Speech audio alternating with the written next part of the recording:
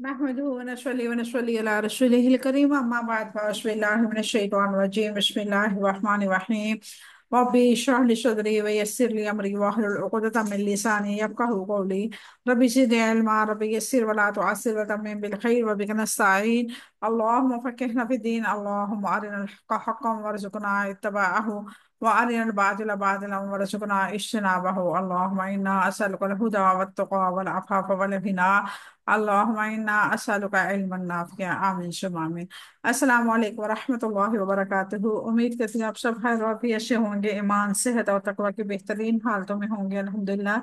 اللہ تبارک و تعالیٰ سے دعا ہے کہ اللہ تعالیٰ آپ سب کو اپنے حفظ و امان میں رکھے، آپ کی طرف بڑھنے والا ہر شر اللہ تعالیٰ خیر میں بدل دے، اللہ تعالیٰ آپ سب سے راضی ہو جائے، اللہ تعالیٰ آپ سب سے دین اور دنیا کے بہترین کام دے، آمین ثم آمین۔ الحمدللہ ہم دیکھ رہے ہیں سورۃ النساء چوتھا پارہ ہے، اور ہم دیکھنے جا رہے ہیں آج الحمدللہ وراثت کی تقسیم کے مسائل، اور اللہ تبارک تعالیٰ سے دعا کرتے ہیں اللہ رب العزت ہمیں حق اور سچ بیان کرنے کی توفیق عطا فرمائے، حق اور سچ کا ساتھ دینے کی توفیق عطا فرمائے، اور حق اور سچ کو اپنانے کی، اس کو قبول کرنے کی توفیق عطا فرمائے، آمین ثم آمین۔ آغاز کرتے ہیں آج کی کلاس کا۔ اعوذ باللہ من الشیطان الرجیم بسم اللہ الرحمن الرحیم۔ شروع اللہ کے نام سے جو بڑا مہربان نہایت رحم والا ہے۔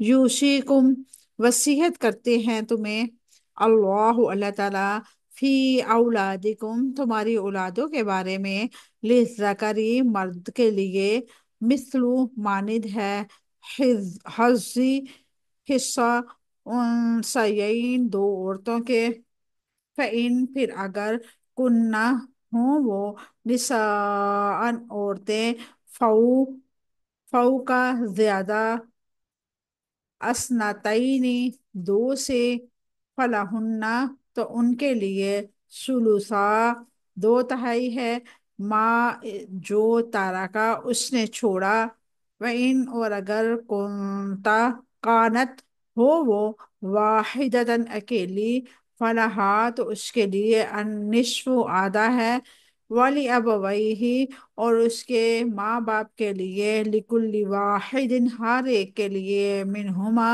ان دونوں میں سے، السدس چھٹا حصہ ہے، مما اس میں سے جو، تارکا اس نے چھوڑا، ان اگر کانا ہو لہو اس کے لیے، ولدن کوئی اولاد، فإن پھر اگر، لم نہ کن یکن ہو، لہو اس کے لیے، ولدن اولاد، وورثہ اور وارث ہوں اس کے، ابواہ والدین اس کے، فلأمہ تو ماں کے لیے، الثلث ایک تہائی ہے، فإن پھر اگر کانا ہو، لہو اس کے لیے، اخوتن بہن بھائی، فلأمہ تو اس کے ماں کے لیے، السدس چھٹا ہے، من بعد بعد، وصیت وصیت کے، یوصی وہ وصیت کر جائے، بہا ساتھ اس کے، او یا دین قرض کی ادائی کے بعد، آباؤکم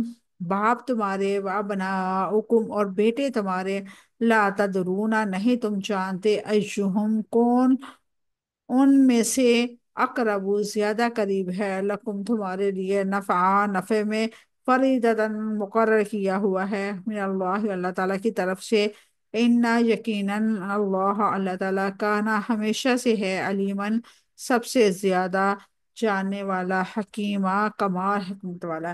یہ تھی آج کی آیات مبارکہ، اور کافی طویل آیات مبارکہ ہے، سمجھنے والی ہے، اس کو انشاءاللہ سمجھ کے پڑھیں گے، سمجھیں گے اچھے طریقے سے تو انشاءاللہ بہت فائدہ ہوگا۔ کل ہم دیکھ رہے تھے ہماری کلاس جو تھی، درمیان میں لائٹ بند ہونے کی وجہ سے تھوڑی سی جو تفصیل رہتی تھی وہ آج انشاءاللہ ہم کریں گے۔ وَسَيَصْلَوْنَ سَعِيرًا اور جلد ہی دہتی ہوئی آگ میں داخل ہوں گے، یتیم کا مال کھانے کی وجہ سے وہ جہنم کی آگ میں جھونک دیے جائیں گے، جو ان کے معدوں اور ان کی جلد کو جلا ڈالے گی۔ قیامت کے دن ان کے پیٹوں میں آگ بن کے بھڑکے گی۔ اللہ تعالی نبی کریم صلی اللہ علیہ وسلم نے 7 تباہ کن گناہوں میں سے بچو۔ صحابہ کرام رضوان اللہ علیہم اجمعین نے پوچھا کہ کون کون سے ہیں وہ؟ آپ صلی اللہ علیہ وسلم نے فرمایا، شرک، جادو، ناحق قتل کرنا، سود خوری، یتیم کا مال کھانا، لڑائی سے بھاگنا، بھولی بالی معصوم عورتوں پر الزام لگانا۔ بخاری نے اس کو روایت کیا ہے۔ رسول اللہ صلی اللہ علیہ وسلم نے فرمایا، مسلمانوں کے گھروں میں سے سب سے بہتر گھر وہ ہے جس میں کوئی یتیم ہو اور اس کے ساتھ اچھا سلوک کیا جا رہا ہو، اور مسلمانوں کے سب سے بدترین گھر میں سے وہ ہے جس میں یتیم ہو اور اس کے ساتھ برا سلوک کیا جا رہا ہو۔ ابن ماجہ نے اس کو روایت کیا ہے۔ یتیموں کے بارے میں ہدایت ہے کہ اللہ تبارک و تعالیٰ فرماتا ہے، اور ایمان والوں کی اس پہ کیا اثر ہوتا ہے۔ ایمان والے دل کے اندر احساسات بیدار ہوتے ہیں، ان کے دل و دماغ میں جاہلیت کی گندگی دور ہو جاتی ہے، ان کے دلوں میں خوف خدا اور خدا ترسی اور احتیاط و استجاب جذبات پیدا ہوتے ہیں۔ وہ یتیم کے مال کے اندر آگ کو دیکھنے لگ جاتے ہیں۔ اللہ تبارک و تعالیٰ نے ایک اور آیت مبارکہ میں فرمایا، وَيَسْأَلُونَكَ عَنِ الْيَتَامَىٰ قُلْ إِصْلَاحٌ لَهُمْ خَيْرٌ وَإِن تُخَالِطُوهُمْ فَإِخْوَانُكُمْ وَاللَّهُ يَعْلَمُ الْمُفْسِدَ مِنَ الْمُصْلِحِ وَلَوْ شَاءَ اللَّهُ لَأَعْنَتَكُمْ إِنَّ اللَّهَ عَزِيزٌ حَكِيمٌ۔ اور وہ آپ سے یتیموں کے بارے میں سوال کرتے ہیں، آپ ان کو کہہ دیں کہ ان کے لیے کچھ نہ کچھ سوارتے رہنا ہی بھلائی ہے، بھلائی کے کام ہے، اور اگر تم انہیں ساتھ میں لا لو تو وہ تمہارے بھائی ہیں، اور اللہ تعالیٰ بگاڑنے والے اور کو سنوارنے والے سے خوب جانتا ہے۔ اگر اللہ تعالیٰ چاہتا تو وہ تمہیں ضرور مشقت میں ڈال دیتا، یقیناً اللہ تعالیٰ سب پر غالب کمال حکمت والا ہے۔ سورۃ بقرہ آیت نمبر 220۔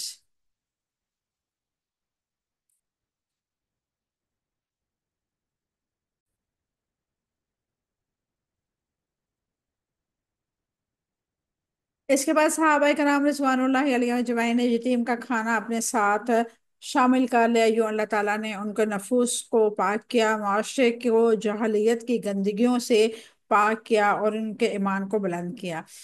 اب ہم دیکھتے ہیں آج کی آیات مبارکہ اور جو وراثت کی تقسیم کے بارے میں ہے۔ اللہ تبارک و تعالیٰ نے بڑی خوبصورت انداز میں ہمیں وصیت کی ہے کہ جو آپ کے وراثت میں حصے دار ہیں وہ کس طرح بنیں گے۔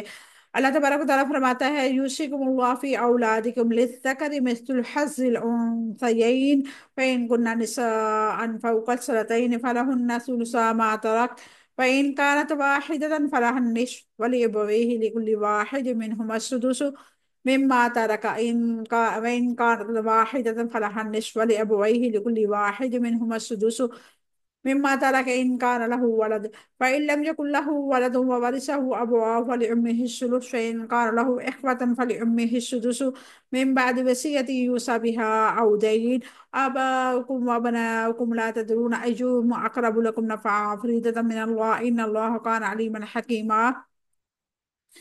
اللہ تعالیٰ تمہاری اولادوں کے بارے میں تمہیں وصیت کرتا ہے، مردوں کے لیے دو عورتوں کے برابر حصہ ہے، پھر اگر عورتیں دو سے زیادہ ہوں تو میت نے جو چھوڑا ہے اس میں سے دو تہائی ان کے لیے حصہ ہے، اگر وہ اکیلی ہے تو آدھا ترکہ اس کے لیے ہے، اور میت کے ماں باپ میں سے ہر ایک کے لیے چھٹا حصہ ہے اس میں سے جو اس نے چھوڑا ہے، اگر اس کی اولاد ہو، پھر اگر اس کی اولاد نہ ہو تو اس کے وارث میں اس میں والدین ہوں تو اس کی ماں کے لیے ایک تہائی حصہ ہے، پھر اگر اس کی بہن بھائی بھی ہوں تو اس کے ماں باپ کا چھٹا حصہ ہے۔ اس وصیت کے بعد جو وہ قرض ہے یا قرض کے بعد تمہارے باپ یا تمہارے بیٹے تم نہیں جانتے کہ ان میں سے نفع پہنچانے میں زیادہ کون قریب ہے، اللہ تعالیٰ کی طرف سے مقرر کیا ہوا ہے۔ یقیناً اللہ تعالیٰ ہمیشہ سے سب کچھ جاننے والا، کمال حکمت والا ہے۔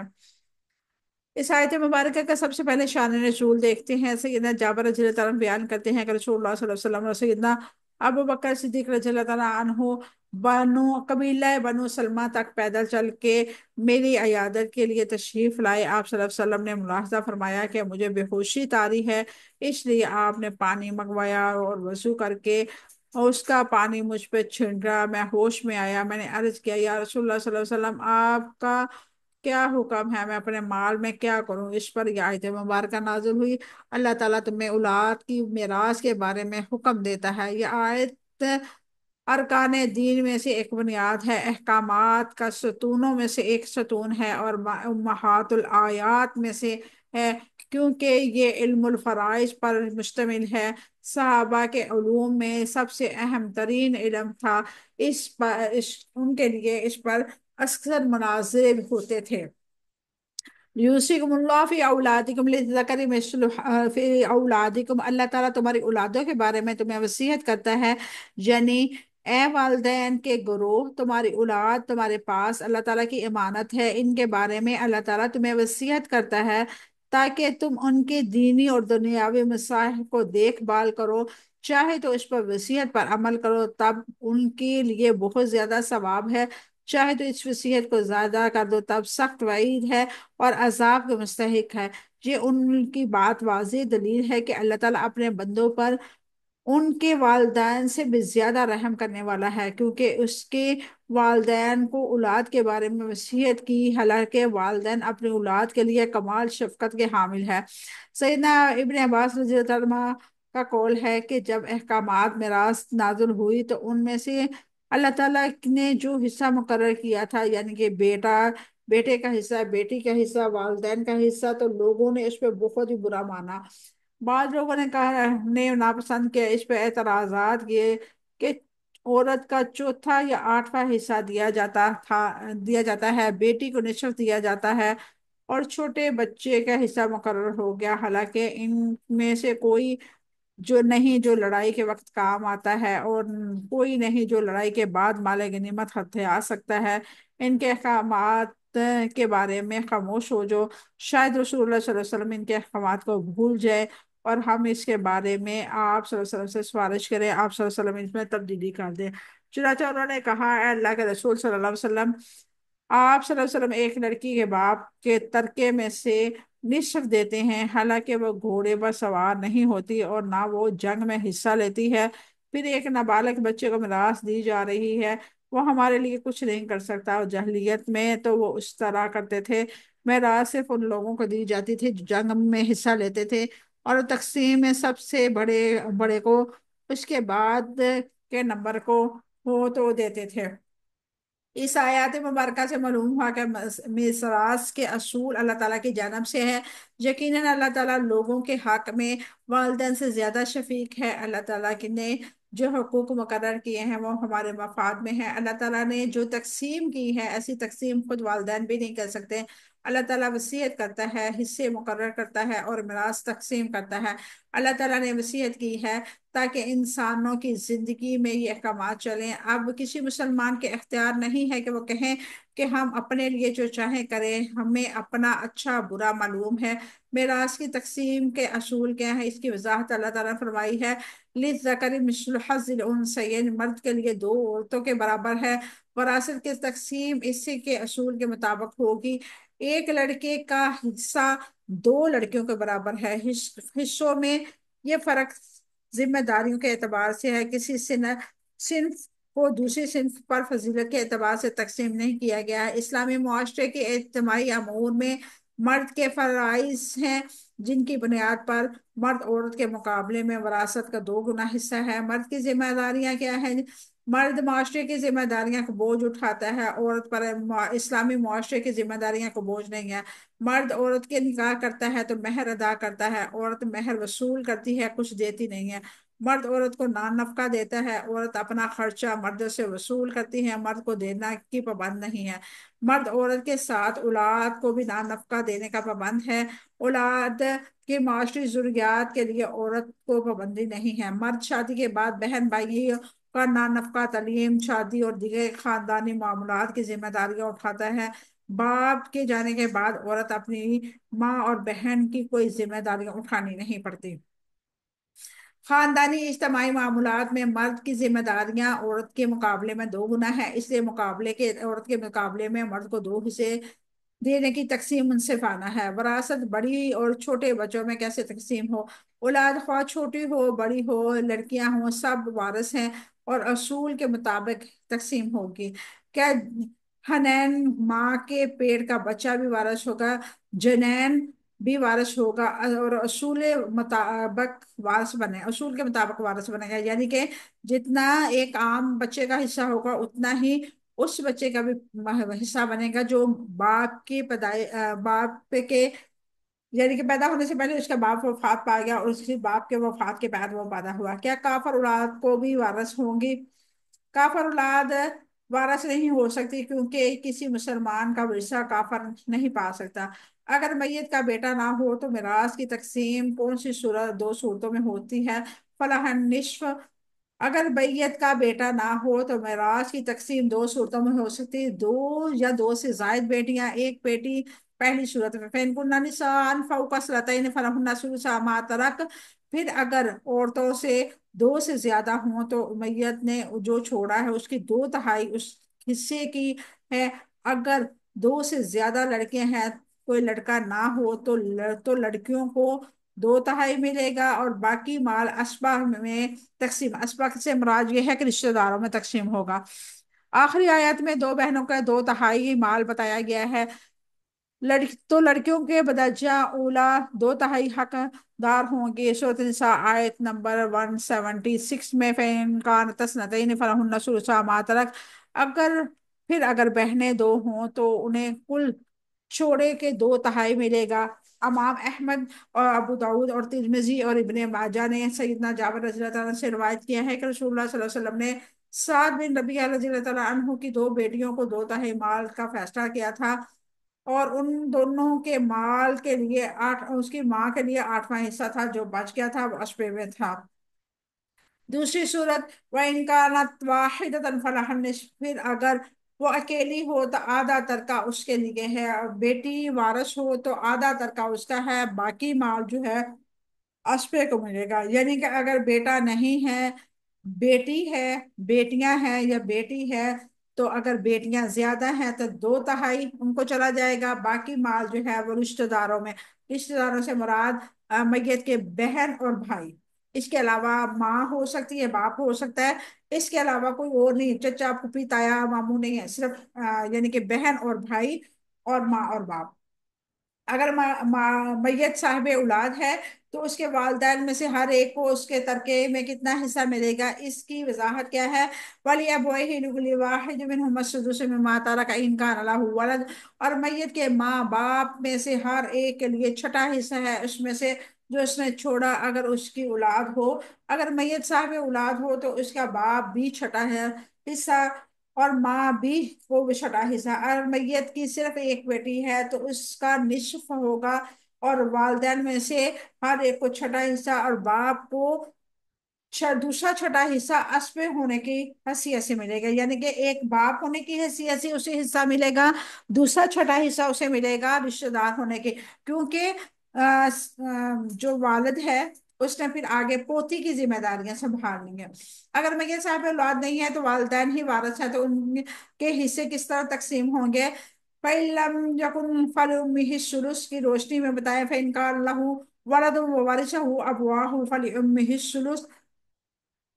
پھر اگر ان میں سے کوئی اولاد نہ ہو تو ان کے وارث ان کے والدین ہوں، تو ان کی ماں ایک کا ایک تہائی حصہ ہے۔ اگر میت صاحب اولاد نہ ہو، والدین ہی وارث ہو، تو باپ کے لیے 2/3 اور ماں کے لیے 1/3 حصہ ہوگا، یعنی کہ باپ کا ڈبل حصہ ہوگا اور ماں کا جو ہے سنگل حصہ ہوگا۔ فَإِن كَانَ لَهُ إِخْوَةٌ فَلِأُمِّهِ السُّدُسُ۔ پھر اگر اس کے بہن بھائی بھی ہوں تو اس کی ماں کا چھٹا، اور اگر میت کے صاحب اولاد نہ ہو لیکن بھائی بہن ہو تو ماں کے لیے 1/6 اور باپ کے لیے 5/6 حصہ ہوگا، یعنی کہ باپ کے دو حصے ہوں گے، ماں کا ایک حصہ ہوگا۔ اگر ماں باپ کے ساتھ بھائی بھی ہوں، چاہے سکے یا باپ کی طرف سے یا ماں کی طرف سے، تو بھائیوں کو بھی کچھ باپ کے ساتھ کچھ بھی نہیں ملے گا، لیکن ایسی حالت میں ماں کو تہائی کی بجائے چھٹا حصہ ملے گا۔ اگر باپ اور ماں کے علاوہ دوسرا وارث نہ ہو تو باقی مال باپ کو ملے گا۔ جمہور کے نزدیک دو سے زیادہ بھائیوں کو ایک ہی حکم ہے، اگر بھائی صرف ایک ہے تو ماں کو تہائی مال ملے گا۔ اہل علم کا خیال ہے کہ بھائیوں کی موجودگی میں ماں کو صرف چھٹا حصہ اس لیے ملتا ہے کہ اس کے باپ ہی ان کی شادی اور دیگر اخراجات کے متحمل ہوتے ہیں، اس لیے ماں کو چھٹے حصے کے بعد باقی حصہ باپ کو مل جائے، تاکہ ان کے بھائیوں کی پرورش پر اخراجات وغیرہ باپ کے کر سکے۔ ماں باپ کے کتنے حصے ہوتے ہیں، کتنے صورتیں ہیں حصے کی؟ ماں باپ کے حصے کی تین صورتیں بیان کی گئی ہیں۔ میت کی اولاد ہو تو ماں باپ میں سے ہر ایک کو 1/6، اگر اولاد ایک بیٹی ہے تو کل مال کے 6 حصوں میں سے آدھا حصہ، یعنی کہ 3 حصے بیٹی کو، یعنی کہ 6 حصوں میں سے 3 حصے، 3/6 بیٹی کو، اور 1/10 ایک ماں کو چلا گیا، اور 1/6 باپ کو، اور 1/10 باپ کو، جو بچے کے باپ ہو، جو بعد میں بچے گا 1/6 وہ بھی باپ کو دیا جائے گا۔ یعنی کہ ایک بیٹی ہے وراثت میں، جو میت ہے اس کی ایک ہی بیٹی ہے، اور وراثت کی تقسیم ایسے ہوگی، پھر 2 حصے کر دیے جائیں گے ساری وراثت کے، ایک حصہ بیٹی کے پاس چلا گیا، یعنی کہ 6 حصے ہوں گے، 6 میں سے 3 حصے بیٹی کو دے دیے جائیں گے۔ اب جو 3 حصے بچیں گے اس میں سے ایک حصہ ماں کو دیا جائے گا اور 2 حصے باپ کو دیے جائیں گے، تاکہ وہ بیٹی کے جو ہے اس کی ذمہ داریاں اٹھائے پوتی اپنی کی۔ اگر مرنے والے کی اولاد نہیں ہے تو ماں کا تیسرا حصہ ہے، 1/3 ہے، باقی 2 حصے 2/3 باپ کے عصبے کے طور پہ ملیں گے۔ اگر مرنے والے کی مرد کی بیوی یا بیوی کے شوہر زندہ ہے تو بیوی یا بیوی کے شوہر کا حصہ نکال کر باقی مال میں سے ماں کے لیے تیسرا ثلث اور باقی باپ کے لیے ہوگا۔ اگر مرنے والے کے ماں باپ کے ساتھ بہن بھائی بھی زندہ ہوں تو ماں کو 1/6 ملے گا، باقی 5/6 باپ کے حصے میں چلے جائے گا، لیکن شرط یہ ہے کہ کوئی اور وارث نہ ہو۔ مرنے والے کی بہن بھائیوں کے حصے دار میں سے کتنا ہونا سکا ہونا ضروری ہے؟ ماں باپ کی زندگی میں بہن بھائی حقدار نہیں ہو سکتے۔ اگر بہن بھائی ماں باپ حیات نہیں ہے تو بہن بھائی یہ چاہیے کہ ایک ماں باپ سے ہوں، یا اینی یا باپ ایک ہو یا ماں مختلف ہوں، یعنی کہ الاتی بہن بھائی ہوں، یا ماں ایک ہو اور باپ مختلف ہوں، یعنی اخافی بہن بھائی ہوں، سب حصے دار ہوں گے۔ میراث میں سب حصے کب نکال لیں گے؟ اللہ تبارک و تعالیٰ فرمائے من بعد وصیت یوصی بہا او دین، اس کی وصیت کے بعد جو وہ قرض جائے یا قرض کے بعد میراث کے حصے تب نکلیں گے، میراث کے حصے تب نکلیں گے جب میت کی وصیت کر دی جائے۔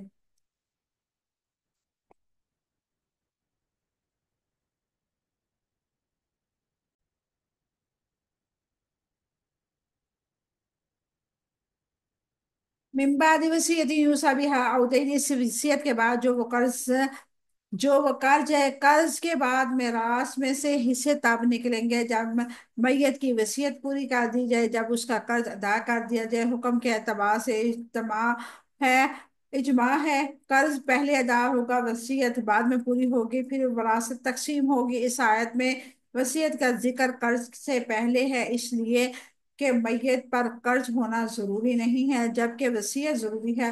تمام علماء امت کا اجماع ہے کہ قرض کی ادائیگی وصیت کی تنقید کے مقدم ہے۔ اس آیت میں وصیت اس لیے مقدم رکھی گئی ہے تاکہ لوگ اس کی تنفیذ میں سستی نہ کریں۔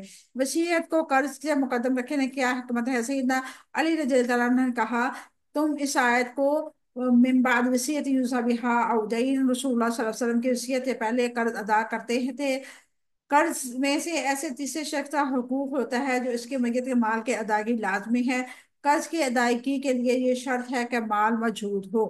اس شخص کی وفات کے بعد شریعت اس کی ذمہ داری واجب القرض موقوف نہیں کرتی۔ شریعت نے انسان کو قرض کی ذمہ داریوں سے بڑی ذمہ ہونے کی بہت تاکید کی ہے۔ معاشرے کے اندر باہمی اعتداد کی فضا اسلام سے قائم ہے، چنانچہ میت خود قرض لے تو اس کے مال میں سے پہلے قرض ادائیگی ہوگی۔ سیدنا ابو قتادہ رضی اللہ عنہ سے روایت ہے، رسول اللہ صلی اللہ علیہ وسلم خطبہ پڑھنے کے لیے کھڑے ہوئے اور صحابہ کرام رضوان اللہ علیہم اجمعین میں اور بیان کیا کہ تمام اعمال میں افضل جہاد ہے، اللہ کی راہ میں جہاد کرنا ہے، اللہ تعالیٰ پر ایمان لانا ہے۔ ایک شخص کھڑا ہوا، بولا یا رسول اللہ صلی اللہ علیہ وسلم اگر میں مر جاؤں اللہ کی راہ میں تو کیا میرے گناہ معاف ہو جائیں گے؟ آپ صلی اللہ علیہ وسلم نے فرمایا ہاں، اگر تو مر جائے اللہ تعالیٰ کی راہ میں صبر کے ساتھ اور نیت خالص ہو تو اللہ تعالیٰ کے لیے تمہارے سامنے رہیں گے، بیٹھنا بیٹھے نہیں نہ منہ موڑے۔ آپ صلی اللہ علیہ وسلم نے فرمایا تو تو نے کیا کیا؟ تو وہ بولا اگر میں مر جاؤں تو اللہ تعالیٰ کی راہ میں میرے گناہ معاف ہو جائیں گے۔ آپ صلی اللہ علیہ وسلم نے فرمایا ہاں، اگر تو مر جائے صبر کر کے خالص نیت سے، اور تیرے منہ تیرے سامنے ہو، پیٹھ نہ موڑا ہو، مگر قرض معاف نہیں ہوگا، کیونکہ جبرائیل علیہ السلام نے بیان کیا ہے مجھ سے اس بات کو، یعنی کہ قرض دار جو ہے وہ ہر حال میں قرض ادا کرے گا، پھر اس کو ہوگا۔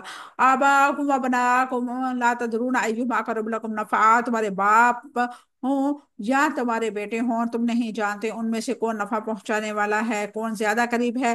وراثت کے حوالے سے غلط فہمی کی وضاحت ہے کہ اصل مسئلہ یہ ہے کہ تمہارے لیے مفید کون ہے، کون مفید تر ہے۔ اصل مسئلہ ہے دین اور قانون شریعت جو اس سے مقرر ہے، اللہ تعالیٰ نے مقرر کیے ہیں۔ اللہ تعالیٰ نے ہی ماں باپ کو پیدا کیا ہے، اولاد کو بھی، اس کی دولت فرائض ادائیگی والے بھی وہی ہیں، وہ سب کے حقوق سے واقف ہے۔ فریضۃ من اللہ، یہ اللہ تعالیٰ کے مقرر کردہ ہے، یعنی کہ جو ہم نے میراث کی تقسیم کی ہے اور بعض وارثوں کو بعض سے زیادہ حصہ دیا ہے، یہ اللہ تعالیٰ کے مقرر کردہ ہے۔ اللہ تعالیٰ نے حکم دیا ہے ان اللہ کان علیما حکیما، اور یقینا اللہ تعالیٰ ہمیشہ سب کچھ جاننے والا، کمال حکمت والا ہے۔ بے شک اللہ تعالیٰ سب کچھ جاننے والا، حالات کو جاننے والا ہے، اس کی حکمت عظیم ہے، اس کی جس کی چیز کو اس نے مشروط کیا ہے اس میں وہ تمہارے لیے بڑی منافعت ہے۔ اللہ تعالیٰ علیم ہے، سب بندوں پر مصرف کو جانتا ہے، اور حلیم ہے، جو کچھ اس نے فرض کیا ہے، اور وراثت کی تقسیم احکامات وغیرہ کا کمال حکمت والا ہے۔ یہ تھی آج کی آیت مبارکہ۔ اللہ تبارک و تعالیٰ سے دعا کرتے ہیں اللہ رب العزت ہم سب کو علم نافع عطا فرمائے، شرع صدر نصیب فرمائے، اور عمل صالح کرنے کی توفیق عطا فرمائے۔ آمین ثم آمین۔